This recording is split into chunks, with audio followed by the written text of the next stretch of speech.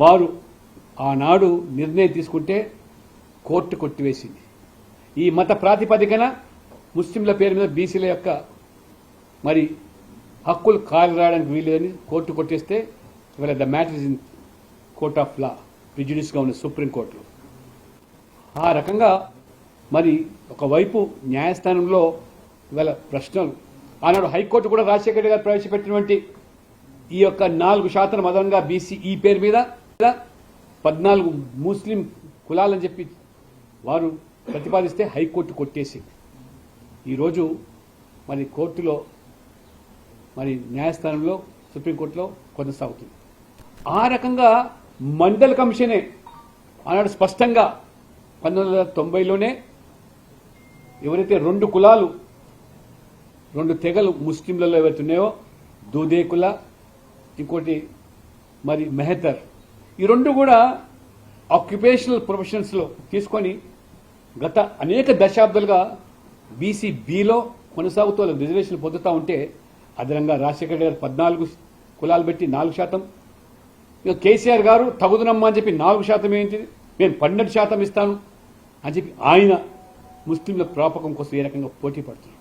వీళ్ళందరూ కూడా ఎవరి వాటాలు ఇవాళ మరి కోత విరుస్తున్నట్టే అది బీసీలే, అమాయకులైన బీసీలే. 34% లోకల్ బాడీస్లో రిజర్వేషన్లు ఉంటే 50%కి లోబడి ఉండాలనే చట్టం కాబట్టి ఆ రకంగా ఆనాడు కేసీఆర్, అదే రకంగా ఆంధ్రప్రదేశ్లో జగన్మోహన్ రెడ్డి అందరూ కూడా బీసీల శాతాన్ని తగ్గించారు, కానీ మిగతా వాటికి జోలికి పోయేటువంటి సాహసం చేయలేరు కూడా.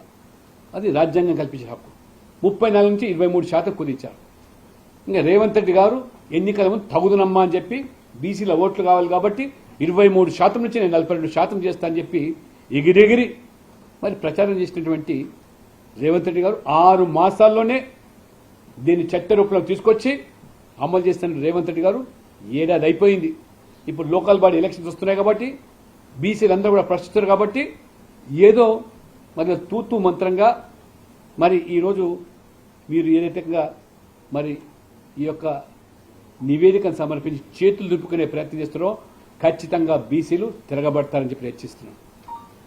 గతంలో సమగ్ర కుటుంబ సర్వేలోనే మరి ఆనాడు 52% ఉంటే ఇప్పుడు 46% కుదించడం అంటే 1,80,00,000 ఉన్నారని చెప్పి ఆనాడు ప్రభుత్వం బీసీలు ఉన్నారని చెప్పితే పెరుగుతున్న జనాభాకు అనుగుణంగా బీసీల జనాభా పెరగాలి, కానీ ఇవాళ 1,60,00,000 మాత్రమే ఉన్నారని మీరు చూపిస్తూ ఉంటే పూర్తిగా ఇది తప్పుల తడక, లోపభూయిష్టంగా దానికి ఎటువంటి చట్టం చేయకుండా ఏ రకంగా జీవోల ద్వారా ఇది తీసుకొస్తున్నామంటే ఇది నమ్మశక్యంగా లేదు.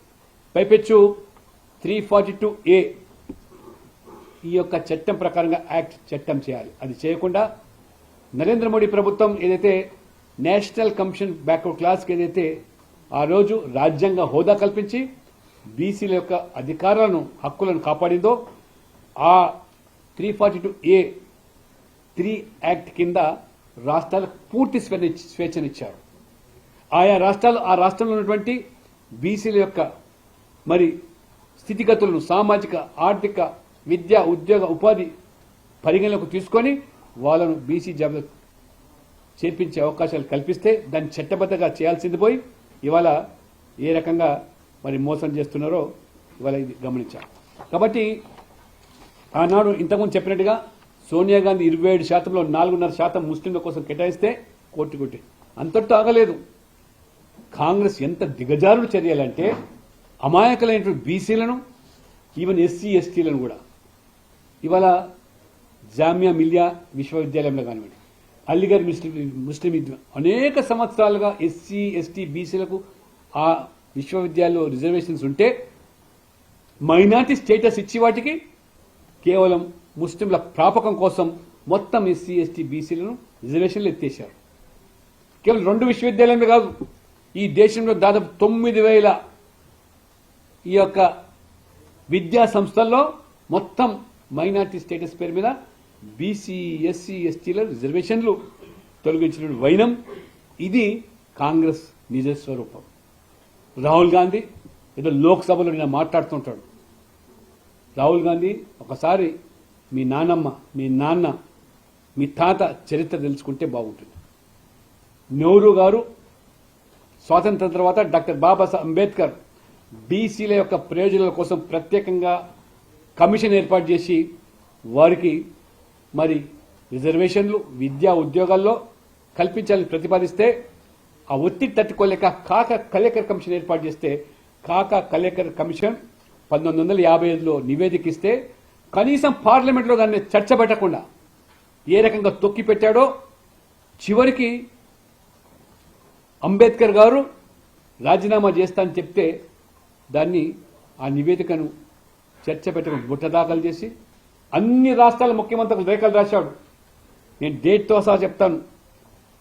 ఆ రోజు నెహ్రూ గారు 27th June 1961లో ఈ కులాల పేరు మీద రిజర్వేషన్లు ఈ దేశంలో మనం కల్పించినట్లయితే 2వ శ్రేణి పౌరులను ఈ దేశంలో తయారు చేస్తాం. ప్రతిభ ఉన్నటువంటి వాళ్ళ దెబ్బతింటుంది. ఈ దేశమే చులకనవుతుంది, పలచనబడుతుంది. ముఖ్యంగా మళ్ళీ పబ్లిక్ సర్వీసెస్లో అసలే రిజర్వేషన్ ఉండకూడదని చెప్పి ఉత్తరం రాయడం కాకుండా మీ రిజర్వేషన్లు ఇవ్వదలుచుకుంటే ఆర్థిక ప్రాతిపాదిక మీద పేదరికం ఆసరాగా తీసుకొని రిజర్వేషన్ ఇవ్వండి తప్పితే reservation could swamp talented individuals. It would stifle talent and development. If you provide reservation in the name of caste, this is the wordings. Letter written by the then Prime Minister Nehru to all the chief ministers of the country. ఆ తర్వాత mandal commission VP Singh గారు తీసుకొస్తే కనీసం దాని మీద చర్చ పెట్టకుండా ఇందిరాగాంధీ గారు ప్రైమ్ మినిస్టర్ గారు ఏ రకంగా మొరార్జీ దేశాయ్ గారు మండల్ కమిషన్ ఏర్పాటు చేస్తే చర్చ పెట్టకుండా అధికారంలోకి వచ్చినా పక్కన పెట్టేస్తే విపి సింగ్ వచ్చి దాని మీద ప్రతిపాదిస్తే ప్రతిపక్ష నాయకుడుగా రాజీవ్ గాంధీ గారు he has opposed tooth and nail